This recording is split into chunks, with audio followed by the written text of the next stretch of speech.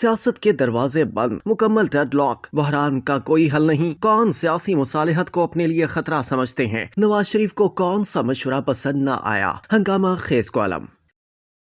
Senior صحافی سہیل وڑائچ نے اپنے تازہ کالم میں ملکی سیاست پر تجزیہ پیش کرتے ہوئے موجودہ بحران کا سادہ سا حل پیش کیا ہے۔ انہوں نے کالم کا آغاز کرتے ہوئے لکھا کہ سیاست کے دروازے بند ہیں، مکمل ڈیڈ لاک ہے، بحران کے حل کی کوئی صورت نہیں، محض آرائی دونوں فریقوں کا چلن بن گیا ہے، مذاکرات میں کوئی پیش رفت نظر نہیں آتی، ہر طرف اندھیرا ہی اندھیرا ہے، جلسے جلوس سیاست کا حصہ ہیں، مگر خون خرابہ ہوا تو سیاست اور تلخ ہو جائے گی، نفرتیں مزید بڑھ جائیں گی، گو تمنائیں مر چکی ہیں اور امید کا ٹمٹماتا سا چراغ بھی جلتا نظر نہیں آتا، مگر اس دل خوش فہم کو یقین ہے کہ راستہ اب بھی ہے، پر نا امیدی کے ساتھ امید وابستہ ہوتی ہے، ہر مشکل کے ساتھ ہی آسانی جڑی ہوتی ہے، پیچیدہ مسائل کے اندر ہی اس کا سادہ حل پوشیدہ ہوتا ہے، اس لیے اب بھی راستہ اور وہ بھی انتہائی آسان صاف نظر آ رہا ہے، بس شرط صرف اتنی ہے کہ آنکھیں کھول کر آئینہ دیکھ لیا جائے اور پھر جو آئینہ کہہ رہا ہے اس پر عمل کر لیا جائے۔ راستہ بتانے سے پہلے ایک واقعہ سن لیں۔ سہیل وڑائچ نے واقعہ بیان کرتے ہوئے لکھا کہ کوٹ میتھن کے خواجہ غلام فرید نواب آف بہاولپور صادق عباسی کے مرشد تھے۔ نواب صادق ایک عالم دین سے ناراض ہوئے، اسے ریاست بدر کرنے کا حکم دیا۔ وہ عالم دین ادھر ادھر سے مایوس ہو کر خواجہ فرید کے پاس پہنچا اور انہیں نواب صاحب سے سفارش کرنے کو کہا۔ خواجہ فرید نے اپنے مرید بادشاہ کو تاریخ کا مختصر ترین خط لکھا۔ صادق زیر تھی زبر نہ تھی، متا پیش آمدی ہوئی۔ کالم نگار نے کتاب کا حوالہ دیتے ہوئے اشعار کی تشریح پیش کی، وہ یوں ہے: بادشاہی کی مستی میں اپنے آپ کو زبر یعنی جابر اور فرعون نہ بناؤ، زیر کی طرح عاجزی اور انکساری اپناؤ، ایسا نہ کیا تو پھر پیش آنے والے خدا کے قہر سے بچ نہ سکو گے۔ سہیل وڑائچ کے بقول خواجہ فرید نے زندگی گزارنے کا جو سادہ ترین طریقہ پیش کیا وہی آج کے بحران کا حل ہے،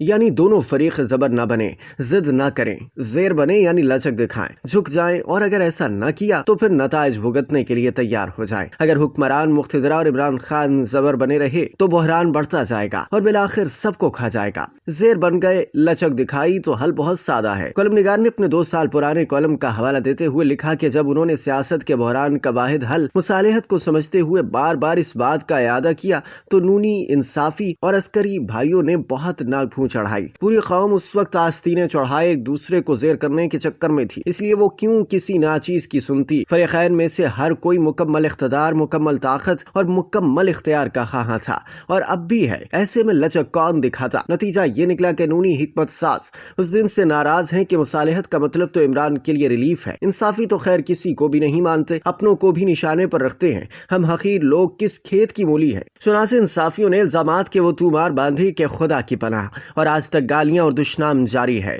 سہیل وڑائچ مزید لکھتے ہیں کہ رہ گئے عسکری بھائی، وہ تو ہر ایک کے کوتوال ہیں، ان کے آموختے سے ہٹ کر ہونے والی ہر بات غداری ہے، اس درباری تک ویسے بھی میری رسائی نہیں، ان میں سے کئی سیاسی مصالحت کو چونکہ اپنے لیے خطرہ سمجھتے ہیں، چنانچہ وہ کیوں اس کی حمایت کرتے؟ ہم چند دوستوں کو اس بحران کی شدت اور نتائج کا بہت شدید احساس تھا، اس لیے ہم نے وکٹ سے باہر نکل کر کھیلنے کی کوشش کی۔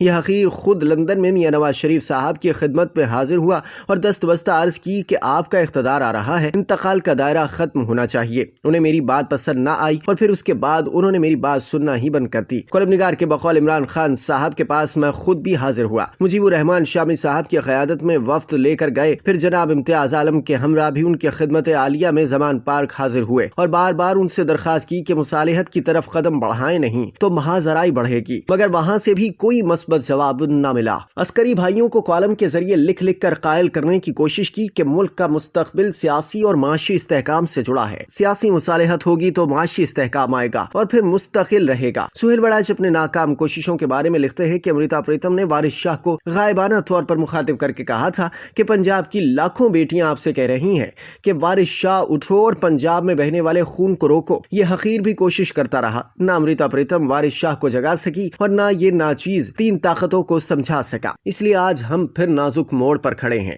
میری عاجزانہ رائے میں اب بھی راستہ ہے، انتہائی آسان اور سادہ، صرف نیت سے کھوٹ ختم کریں اور لچک پیدا کریں۔ سب سے بڑے 2 مسئلے ہیں: 9 مئی کے دنگے اور 8 فروری کے انتخابات میں دھاندلی کے الزامات۔ 9 مئی کے حوالے سے سنا ہے کہ فوجی عدالتیں فیصلے سنا چکی ہیں، مگر سپریم کورٹ کے حکم نے انہیں روکا ہوا ہے۔ بہتر ہوگا کہ 9 مئی کے تمام مقدمات پر نظر ثانی اور ملزموں کے خلاف اقدامات کے لیے سپریم کورٹ کی ذمہ داری لگائی جائے۔ میرا خیال ہے کہ یہ حل سب کے لیے قابل قبول ہوگا۔ سہیل وڑائچ مزید لکھتے ہیں کہ دھاندلی کے حوالے سے میں نے 8 فروری کے بعد سے تجویز دی تھی کہ قومی اسمبلی کے اندر سے دھاندلی کمیشن پر اتفاق رائے پیدا کیا جائے اور جواباً تحریک انصاف موجودہ پارلیمان کو تسلیم کرے اور ساتھ ہی اگلے انتخابات کو منصفانہ بنانے کی ضمانت مانگ لے۔ عمران خان کو فوری طور پر بنی گالہ میں نظر بند کر دیا جائے اور انہیں ملکی حالات پر اپوزیشن لیڈر اور سابق وزیر اعظم کی طرح بریفنگ دی جائے۔ وہ ضدی ہیں، خود سر ہیں، مگر غدار نہیں، ملک سے محبت کرتے ہیں۔ ہو سکتا ہے کہ وہ قائل ہو جائیں۔ اگر ابتدائی مصالحت ہو جائے تو پارلیمان کے اندر ہی سے قومی حکومت بنائی جائے جس میں سب جماعتوں کی نمائندگی ہو۔ یہ قومی حکومت معاشی پالیسیوں کے استحکام کے ساتھ اگلے انتخابات کو فری اینڈ فیئر بنانے پر کام کرے۔ اس فارمولے پر عمل سے فوج اور تحریک انصاف کے معاملات خود بخود حل ہو جائیں گے، سیاسی کشیدگی ختم ہو جائے گی، پی ٹی آئی کے بانی اور پارٹی کو ریلیف مل جائے گا، سیاسی استحکام آئے گا تو معیشت پر اور بھی بہتر اثر پڑے گا۔